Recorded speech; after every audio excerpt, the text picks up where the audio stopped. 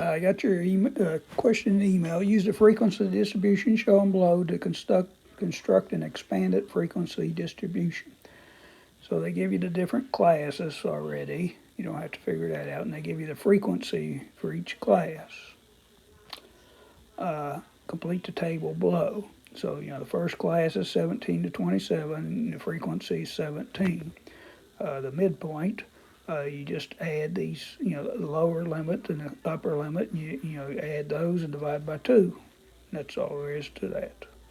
Just the sum of the lower and upper limit over 2.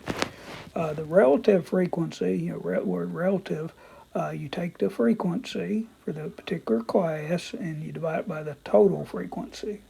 So I went ahead and totaled these values and I got 365. So you take 17, divide it by the total, and they say round it to nearest 100, that's 2 places, so it's 0.05.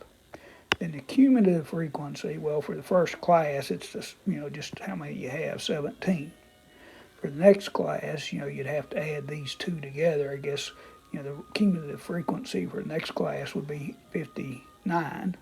And then you just keep adding, till you get to the end. Hope that helps.